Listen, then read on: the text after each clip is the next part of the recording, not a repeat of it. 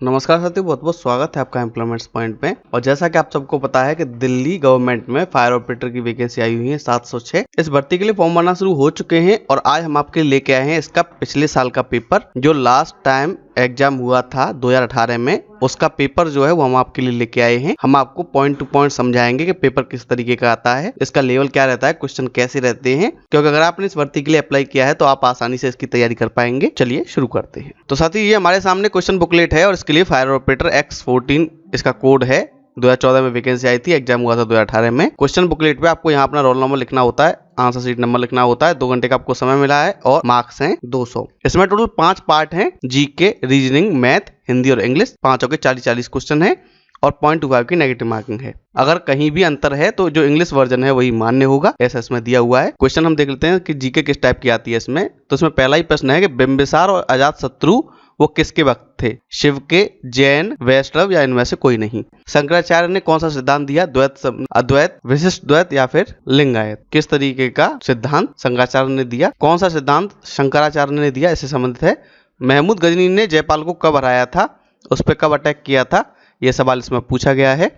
साथ ही ताजमहल जो है वो शाहजहां ने बनवाया था मुमताज महल के स्मृति में, और वो उसकी कौन सी पत्नी थी? इस टाइप के सवाल इसमें आते हैं। 5वां सवाल जीके का है कि कनिष्क जो महान शासक था तुरुष्क, वो कहाँ का, किस डेंसिटी का था, यानी किस वंश से संबंधित था? कौशल, कुषाण या मौर्य? सिख धर्म के 10 गुरुओं में से सिख धर्म के संस्थापक कौन थे? इसी तरीके से 1770 में ऑस्ट्रेलिया की खोज करने वाला वो नाविक जिसने उसके पूर्वी हिस्से पे क्लेम किया, वो कौन था? Thomas cook, David cook, George cook, James cook. साथ ही कितने महाद्वीप हैं, ये बेसिक सा क्वेश्चन है। और ये सवाल बड़ा इंटरेस्टिंग सा है कि ऑक्सीजन की खोज प्रारंभ में किसी और के द्वारा करी गई थी 1772 में।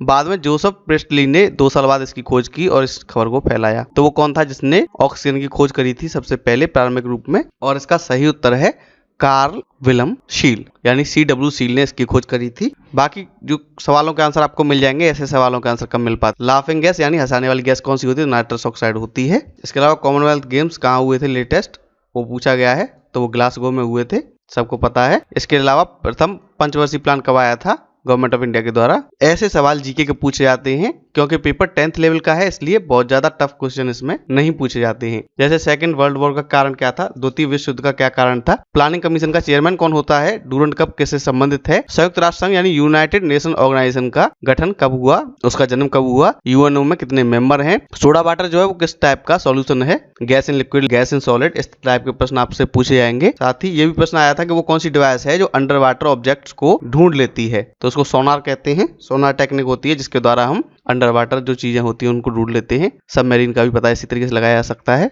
और वो कौन सा सॉल्ट होता है जो परमानेंट हार्डनेस यानी कठोरता पैदा करता है पानी में? उसको आपको आंसर देना होगा। Graphite is used as control the nuclear reaction in nuclear reactor. तो ये भी इसमें पूछा गया कि ग्रेफाइट का न्यूक्लियर रिएक्टर में क्या काम होता है, उसको कैसे इस्तेमाल किया जाता है। ये सब सवाल 10th लेवल के साइंस में आपको मिल जाएंगे, उससे अपर लेवल का ये नहीं है। और वो कौन सी डिवाइस है जो मैकेनिकल एनर्जी को इलेक्ट्रिकल एनर्जी में बदल देती है? तो वो जनरेटर है, सबको ही पता है। इसी तरीके से वो साइंटिस्ट जिसने स्मॉल पॉक्स यानी चेचक का टीका बनाया था, एडवर्ड जेनर है। इसी तरीके से पेंसिलिन की खोज किसने की थी? तो वो करी थी अलेक्जेंडर फ्लेमिंग ने। और इसमें तीनों में से कोई सा भी इसका उत्तर नहीं है। इस तरीके के क्वेश्चन आपको पूछे जाएंगे साइंस पे, और हिस्ट्री पे ज्यादा फोकस इसमें रहा है पिछली बार, अब की बार का पता नहीं। वेट की फुल फॉर्म क्या है, साथ ही केमिकल फॉर्मूला क्या है नमक का। अकबर द्वारा कौन सा धर्म स्थापित किया गया? नरेंद्र मोदी ने 2014 में भारत के कौन से प्रधानमंत्री के रूप में शपथ ली? तेलंगाना भारत का कौन सा राज्य है? इस तरीके के सवाल आपसे पूछे जाएंगे। तो ये सवाल आते हैं और बहुत ज्यादा टफ नहीं आते हैं। इसमें क्रिकेट का भी दिया गया है। साथ ही कथकली कहाँ का डांस फॉर्म है? ओरिजिन ऑफ स्पीसीज बुक किसने लिखी? और एक बात और हम आपको बता दें कि ये जो पेपर है ये इंग्लिश वर्जन है। जब आप एग्जाम देने आएंगे तो इंग्लिश और हिंदी दोनों टाइप के पेपर आते हैं। दोनों वर्जन आपको एक ही पेपर में मिल जाएंगे, तो इसलिए घबराने की बात नहीं है। जो कैंडिडेट हिंदी मीडियम वाले हैं वो आराम से हिंदी मीडियम में एग्जाम दे सकते हैं। यहाँ दिया गया है कौन सा वर्ड इसमें से नहीं बनाया जा सकता। मिस एप्रोप्रिएशन से कौन सा वर्ड नहीं बनाया जा सकता? और इसका सही उत्तर होगा पर्सन, क्योंकि इसमें ई है और इसमें ई कहीं भी नजर नहीं आ रही है हमें। इसी तरीके से कंसेप्चुलाइजेशन से कौन सा शब्द नहीं बनाया जा सकता? तो इससे पेट्रॉन नहीं बनेगा, क्योंकि इसमें कहीं भी आर नहीं है। इस तरीके के सवाल आते हैं, बेसिक सी रीजनिंग आती है। इसी तरीके से अगला सवाल 8 + 5 = 31, 9 + 7 = 61, तो 9 + 6 = क्या होगा। इस तरीके के सवाल इसमें आते हैं। साथ ही जो वर्ड है प्रॉपर उसको लिखा जाता है REPORP, तो एंथम को कैसे लिखा जाएगा। रीजनिंग में जो बेसिक लेवल की आती है बहुत ज्यादा टफ नहीं आती है। डिप्लोमेट को अगर TAOMLPDI लिखा जाता है तो प्रोस्पेक्ट को क्या लिखा जाएगा। इसी तरीके से अगर माइनस को डिवीजन माना जाता है, प्लस को मल्टीप्लाई माना जाता है, भाग को घटाव माना जाता है, गुणा को जोड़ माना जाता है, तो इस तरीके से सॉल्व कैसे होगा। इसके अलावा इसमें जो दिए गए नंबर है उनमें से मिसिंग नंबर आपको ढूंढना होता है, ये भी आपसे पूछा जाएगा। साथ ही दिशा के प्रश्न भी आएंगे डायरेक्शन के, कि लक्ष्मण 30 किलोमीटर आगे जाता है, फिर दाएं जाता है, बाएं जाता है। इसके अलावा 532 + 781 = 26 और ये दो दे रखे हैं। उसी तरीके से 796 + 354 क्या होगा। इस तरीके के प्रश्न आपसे पूछे जाएंगे। तो रीजनिंग बेसिक लेवल की होगी। इसमें वर्बल नॉन वर्बल दोनों टाइप की रीजनिंग आती है। नंबर्स के भी प्रश्न आते हैं, रिलेशंस के भी आते हैं और बहुत सारे ऑड नंबर, इवन नंबर, सारे प्रश्न इसमें आते हैं। कौन सा इसमें शामिल हो रहा है, कौन सा नहीं शामिल हो रहा है, सीक्वेंस क्या रहेगा, ये सब आपसे पूछे जाएंगे। जैसे इसमें ऑड आपको देखना है जंपिंग, स्विमिंग, ब्रीथिंग या रनिंग, तो इसमें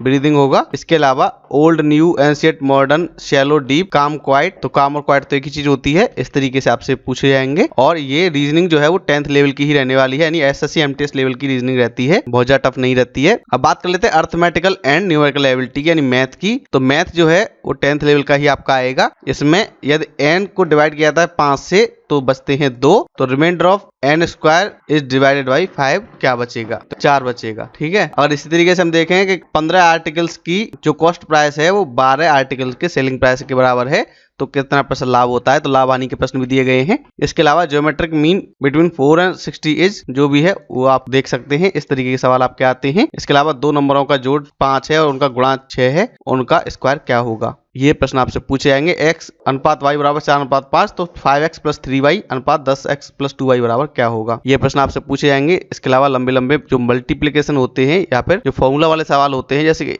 AQ + BQ, इस तरीके के सवाल आपसे पूछे जाएंगे। ये भी आपसे पूछा जाएगा। जो करनी वाले सवाल होते हैं, स्क्वायर वाले सवाल होते हैं, वो आपसे पूछे जाएंगे। सर्किल वाले सवाल भी यहाँ दिए गए हैं कि 11 सेंटीमीटर एक वायर है तो उससे 0.7 सेंटीमीटर डायमीटर वाले कितने रिंग बनाए जा सकते हैं। कुल मिला के 10th लेवल का आपका अर्थमेटिक, ज्योमेट्री, अलजेब्रा, ट्रिग्नोमेट्री, ये सब आपसे पूछे जाएंगे। और क्वेश्चन का जो लेवल है वो ज्यादा हार्ड नहीं रहता है, नॉर्मल सा है। अगर आप अच्छी से प्रैक्टिस करेंगे तो आप आसानी से कर सकते हैं। साथ ही यहाँ मीन, मीडियन, मोड वाले सवाल भी दे रखे हैं, मीडियन दे रखा है यहाँ। इसके अलावा ये अलजेब्रा का फॉर्मूला दे रखा है, ये लॉग का सवाल भी दे रखा है, a⁻0 क्या होता है। इस तरीके के आपके सवाल आएंगे मैथ में। और मैथ जो है वो आपका 40 क्वेश्चन आएंगे। तो आप मैथ और रीजनिंग अच्छी से तैयारी कर रहे हैं तो आप आसानी से इस एग्जाम को फाइट कर सकते हैं। हिंदी बहुत ही बेसिक लेवल की आती है, देख लीजिए आप। हिंदी का अगर हम प्रश्न पत्र देखें तो हिंदी में क्या दे रखा है कि घर के सामने बगीचा है, के आएगा। वे साहित्य और दर्शन के विद्वान थे, यहाँ भी के आएगा। स्त्री को सम्मान देना चाहिए, तो बहुत ही बेसिक लेवल की हिंदी है। वह गाड़ी से उतरा, कलावती बच्चों को पढ़ा रही है, या फिर नाव नदी में डूब गई, पीड़ितों को दान दो।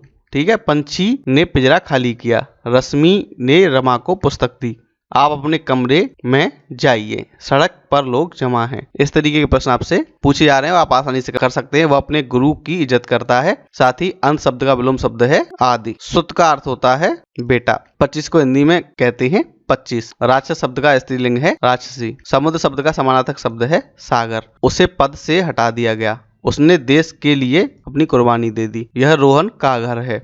गोपाल ने गाना गाया, 52 को संख्या में लिखते हैं 52। तो इस तरीके से आपके 14-15 सवाल तो एकदम ही 14-15 नहीं बल्कि 20-22 सवाल तो आपके ऐसे हैं जो एकदम ही आसान है, आप आसानी से कर सकते हैं। उसने भिखारी को भीख दी, अलमारी में कपड़े रखे हैं। गाय शब्द का पुल्लिंग है बैल। हाथ शब्द का समानार्थक शब्द है कर। इस तरीके साड़ी शब्द का बहुवचन रूप है साड़ियां।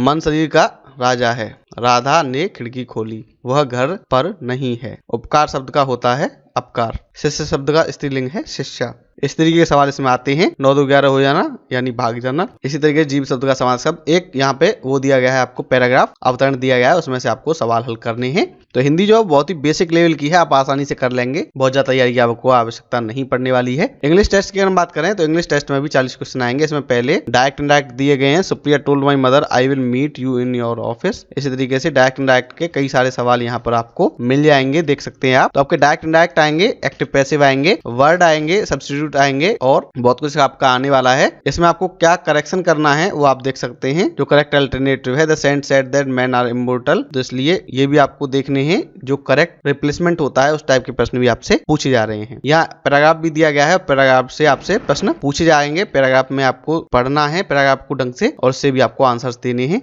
आगे अगर हम देखें तो यहाँ जो एरर वाला पार्ट है वो दोबारा से आया है और आपको ये करने हैं। इनमें से कोई सा पार्ट जिसमें एरर है उसको आपको इंडिकेट करना होगा। साथ ही यहाँ सिनोनिम्स भी दे रखे हैं। इरेडिकेट का मतलब क्या होता है, इसके अलावा इम्यूलेट का मतलब क्या होता है, एक्सेस, लीव, इनके सिनोनिम्स बताने हैं। इसके अलावा आपको करेक्टली स्पेल्ड वर्ड भी देखने हैं। शब्द दिए गए होंगे, कौन सा सही से लिखा हुआ है उसको आपको मार्क करना होगा और ये सब आप OMR शीट में भी इंडिकेट करेंगे, OMR शीट में भरेंगे। और आगे हम देखें तो यहाँ ये खाली स्थान दिए गए हैं, रिक्त स्थान, ब्लैंक्स दे रखे हैं, आपको फिल इन द ब्लैंक्स भी करना होगा। जो भी करेक्ट है वो आप लिखेंगे। और वन वर्ड सब्स्टिट्यूशन भी है कि one who can not read and write, illiterate. इसी तरीके one whose wife is dead, widower. One who believes in God, theist. इस तरीके के सवाल आपसे पूछे जाएंगे और आपको एंटोनिम्स भी बताने होंगे, सीज का, ब्लीक का, वर्थ का। एक राइमिंग वर्ड भी पूछा गया है, rhyming word too soon is moon. और यहाँ river Ganga is held to be most sacred of all the rivers, give the poetic degree of the above। तो positive degree, superlative degree, comparative degree के सवाल भी आपसे पूछे जाएंगे। इस तरीके का आपका ये पेपर रहने वाला है। तो साथ ही ये तो हो गया पेपर। अब डिस्कस कर लेते हैं कि आपको तैयारी कैसे करनी है। तो आपको 10th लेवल का मैथ एकदम क्लियर करना होगा क्योंकि उसमें आपके 40 में से 38-39 नंबर तक आसानी से आ सकते हैं। हिंदी आपको थोड़ी सी अच्छी अगर आप तैयारी कर लेंगे तो हिंदी 40 में से 40 आप कर लेंगे, कोई दिक्कत नहीं आएगी।